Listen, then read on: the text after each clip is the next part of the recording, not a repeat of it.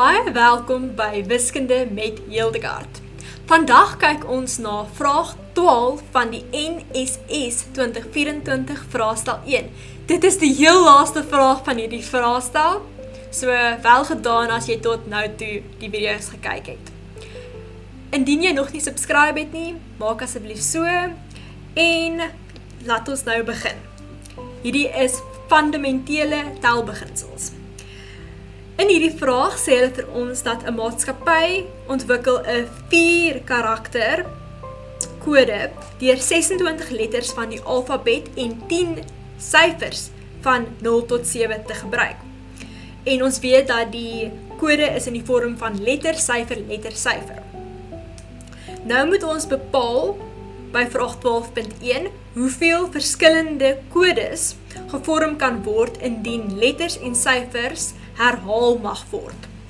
Ok, so onthou daar is 26 letters in die alfabet, so in die eerste posisie kan daar 26 letters kom, in die tweede posisie kan daar 10 letters syfers kom, in die derde posisie kan daar weer 26 kom, en in die vierde posisie kan daar 10 syfers kom. Ons gaan hulle almal met mekaar vermenigvuldig, want dit is hoe ons die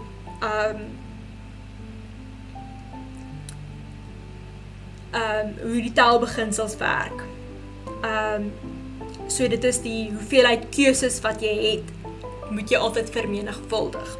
En dit is dan 76.600 verskillende moontlikhede van kodes wat jy kan kry.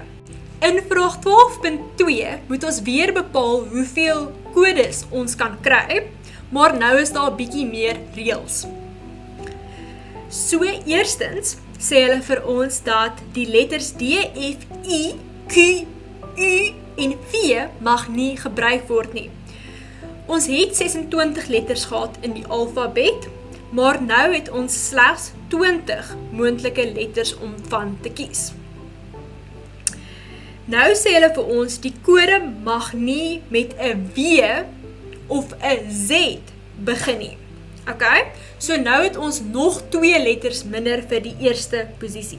Ok, en daarna sê hulle vir ons dat letters of syfers mag nie herhaal nie. Ok,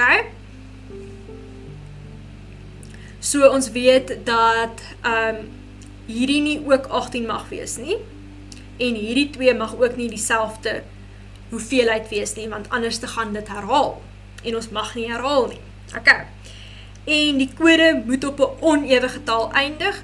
Ons onewe getalle is 1, 3, 5, 7, 9, so daar is 5 onewe getalle.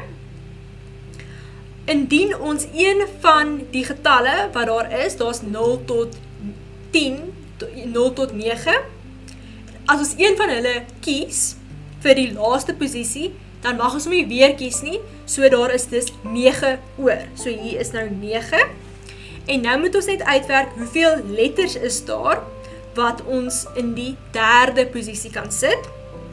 Onthou, daar is 20, maar ons mag nie die eerste letter wat ons gebruik het, weer gebruik nie. So ons kan dit nou op 19 verskillende maniere kry.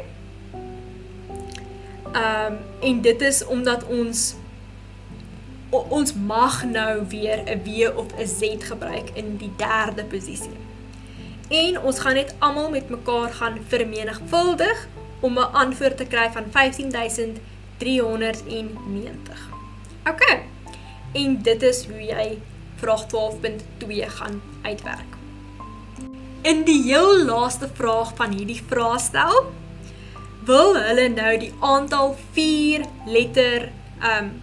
karakter kodes, wat in die vorige vraag gevorm is, vermeerder deur D, F, I, Q, U, V toe te laat. Nou moet ons die persentasie toename in die aantal verskillende kodes wat nou gevorm kan word bereken. Ok, Reg. So, die syfers bly dieselfde, want ons verander glad nie iets van die syfers nie, maar die letters gaan beïnvloed word.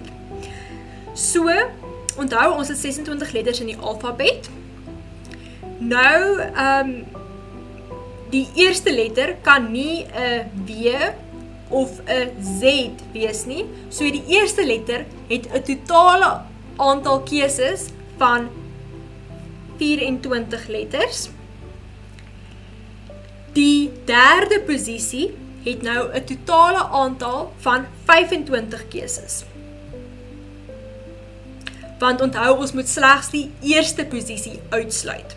Nou vermenigvuldig ons alles met mekaar om al die potensiële moontlikhede te kry, en dit gee vir ons 'n totaal van 27.000.